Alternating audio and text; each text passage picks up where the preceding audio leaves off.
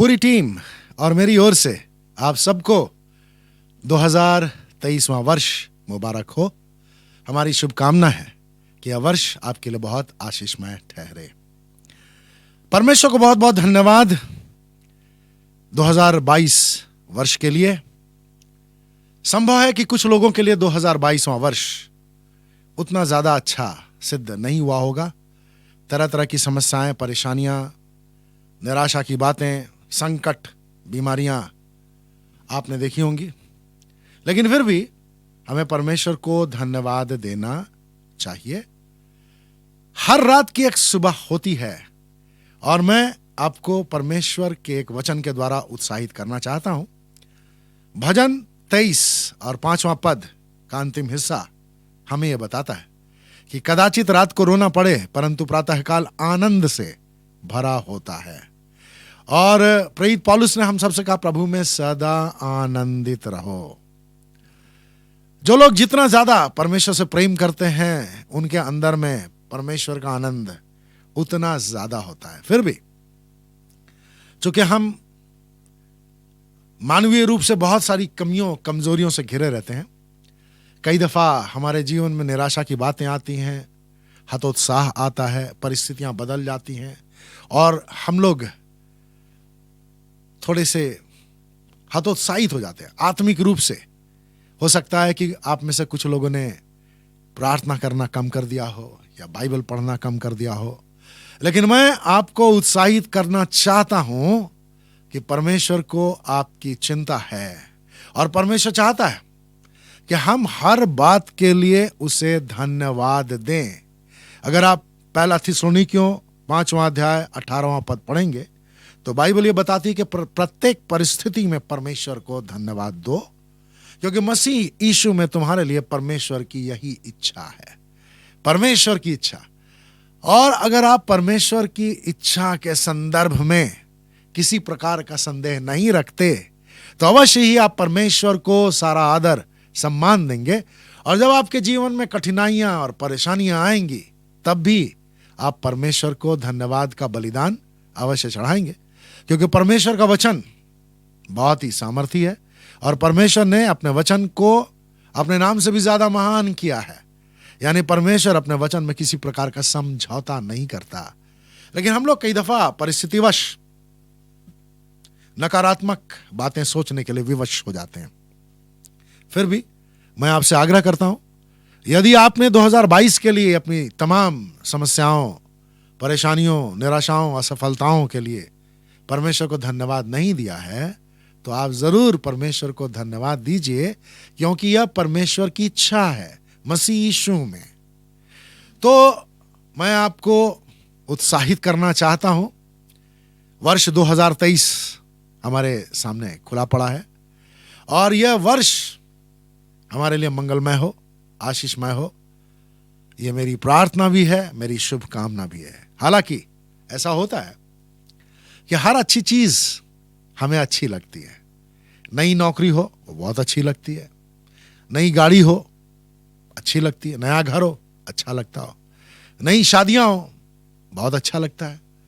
तो नई नई चीजें लोगों को बहुत अच्छी लगती हैं, लेकिन वास्तविकता यह है कि हम जितना ज्यादा सांसारिक मानसिकता के होते हैं उतना ही ज्यादा जल्दी ये अच्छी चीजें मुरझा जाती हैं।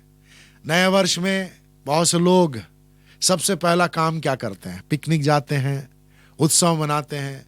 बहुत सारे लोगों ने 31 दिसंबर की रात रतजग्गा किया होगा, उत्सव मनाया होगा, पार्टियां की होंगी और थक करके वे 1 जनवरी की सुबह अपने घर पहुंचे होंगे। इसमें बहुत सारे मसीही लोग भी होते हैं और नया वर्ष एक त्योहार के रूप में पूरे वर्ष भर में मनाया जाता है। और कॉरपोरेट जगत में भी पार्टियां होती हैं, मोहल्ले में भी पार्टियां होती हैं, बहुत सारे परिवारों में पार्टियां होती हैं। लेकिन ये तो नए वर्ष का एक स्वरूप है। लोग, सांसारिक दृष्टिकोण वाले लोग इसका ज्यादा पालन करते हैं। जो लोग परमेश्वर से प्रेम करते हैं उनके लिए क्या खास बात है? परमेश्वर ने हमें यह नववर्ष दिया है, यह इसलिए दिया है कि हम परमेश्वर के साथ और अधिक सहभागिता रखें। हमारे जीवन में एक नया वर्ष परमेश्वर ने जोड़ा है। बहुत सारे लोग 2022 में ही इस पृथ्वी को छोड़ चुके होंगे। हो सकता है हमारे परिवार, आपके परिवार के कुछ सदस्य होंगे, चर्च के कई लोग होंगे, और इस तरह नया वर्ष उनके लिए कुछ खास उम्मीदें लेकर ना आया हो। लेकिन अगर आप ऐसी परिस्थितियों में हैं, तब भी मैं आपको उत्साहित करना चाहता हूं, क्योंकि परमेश्वर के पास अपने सभी बेटे बेटियों के लिए बड़ी अच्छी योजनाएं होती हैं, और हमें विश्वास से उन योजनाओं की ओर कदम बढ़ाना चाहिए। तो जब हम परमेश्वर को धन्यवाद का बलिदान चढ़ाते हैं, प्रभु यीशु में परमेश्वर की ये इच्छा को जब हम लोग समझ जाते हैं और परमेश्वर को धन्यवाद का बलिदान चढ़ाते हैं, तो क्या होता है? भजन संहिता 50 और उसके 23वें पद के अनुसार जब हम परमेश्वर को धन्यवाद का बलिदान चढ़ाते हैं तो हम उसकी महिमा करते हैं। हालेलुया। तो जब कोई व्यक्ति परमेश्वर की महिमा पूरे हृदय से करता है तो क्या होता है? परमेश्वर की महिमा उसके जीवन में समाहित हो जाती है।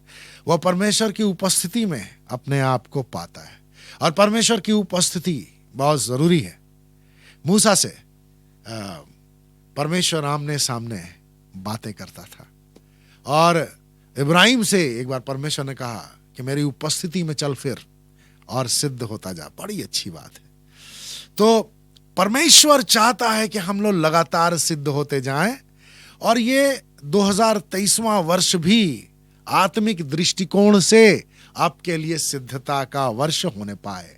अगर आप प्रभु यीशु के साथ जुड़े हुए नहीं हैं तो यह नया वर्ष बहुत जल्दी आपके लिए पुराना हो जाएगा। सांसारिक मानसिकता यही बताती है। हर वर्ष हम उत्साहित होते हैं, नए नए तरीके से नए वर्ष मनाने की कोशिश करते हैं, लेकिन एक आध सप्ताह के बाद यह पुराना हो जाता है। और बहुत सारे लोग नया संकल्प लेते हैं कि मैं पिछले वर्ष ऐसा नहीं कर सका, लेकिन अब मुझे ऐसा करना चाहिए। और बहुत सारे लोग पॉइंट्स भी लिख लेते हैं, अपनी डायरी में लिख लेते हैं। कई दफा मैंने भी ऐसा किया है, लेकिन मैंने ये पाया है कि एक सप्ताह बीतते बीतते वे सारी बातें हवा हो जाती हैं, कुछ भी दिमाग में नहीं रहता है। परिस्थितियां इस कदर हावी हो जाती हैं कि क्या मैंने लिखा है ये भी मुझे याद नहीं रहता। ऐसा होता है। मालूम नहीं आपके साथ ऐसा हुआ या नहीं हुआ, लेकिन जब हम परमेश्वर के साथ चलते हैं तो नया वर्ष हमारे लिए नया बना रहता है। हर दिन प्रभु यीशु के साथ एक नई कहानी को जन्म देता है। प्रभु यीशु सृष्टि करता है, वह हमारे जीवन में हर दिन कुछ नया लेकर आता है। हर दिन नई आशा की कहानी बयां करती है। इसलिए हमारे लिए आवश्यक है कि यह नया वर्ष हम प्रभु के साथ प्रारंभ करें। 2022वां वर्ष आपके साथ कैसा रहा? 2022 में आपने परमेश्वर को कितना ढूंढा, कितना खोजा? आपने परमेश्वर के वचन पर कितना मनन किया? आपने कितनी प्रार्थनाएं की? आत्मिक लोगों के साथ आपने कितनी संगतियां की? ये मैं नहीं जानता हूं, आप बेहतर जानते हैं अपने बारे में। लेकिन अगर आपने परमेश्वर के वचन में गहराई से मनन नहीं किया, प्रार्थना में समय नहीं बिताया, जो लोग प्रभु से प्रेम करते हैं उनके साथ आपने संगति नहीं की, तो यह वर्ष आपके लिए इन कामों को प्रारंभ करने का है। और अगर आप पहले से यह काम करते आ रहे हैं तो दुने उत्साह से 2023 का एक एक दिन परमेश्वर के वचन की अधीनता में व्यतीत कीजिए। प्रभु से प्रार्थना के द्वारा आप नया बल प्राप्त करते जाइए, क्योंकि परमेश्वर का वचन कहता है कि जो यहोवा पर आशा रखते हैं वे नया बल प्राप्त करते जाएंगे, और वे उकाबों के समान उड़ेंगे, वे दौड़ेंगे परंतु थकेंगे नहीं। तो जरूरी है कि हम इस वर्ष भी, नए वर्ष में भी परमेश्वर को अपने साथ शामिल करें। तो कैसे हम परमेश्वर को अपने जीवन में शामिल कर सकते हैं? एक तो हम पुराने वर्ष के लिए धन्यवाद दें, और दूसरा नए वर्ष के लिए भी धन्यवाद दें। बहुत सारे लोग नया वर्ष नहीं देख पाए हैं, वे इस पृथ्वी पर हैं ही नहीं, लेकिन जब आपने नए वर्ष में कदम रखा है तो यह परमेश्वर का अनुग्रह, उसकी भली योजना के तहत आपको यह नया साल देखने का मौका मिला है। इसलिए आप परमेश्वर को धन्यवाद दीजिए और इसी के साथ साथ एक नया संबंध, एक मजबूत संबंध परमेश्वर के साथ बनाने के लिए अपने हृदय में संकल्प ले लीजिए। आप ये संकल्प ले लीजिए कि अपना बोझ आप परमेश्वर पर डालेंगे और परमेश्वर के वचन में से सीखेंगे, परमेश्वर के साथ संगति करेंगे, प्रार्थना में आप ज्यादा समय व्यतीत करेंगे और अगर संभव हो तो आत्मिक लोगों के साथ, जो लोग शुद्ध हृदय से प्रभु का नाम लेते हैं, उनके साथ आप संगति करें। तो देखिए भजन संहिता 136 का पहला पद मैं आपको देना चाहता हूं। यहां लिखा है, यहोवा का धन्यवाद करो क्योंकि वह भला है और उसकी करुणा सदा की है। हालेलुया, उसकी करुणा सदा की है।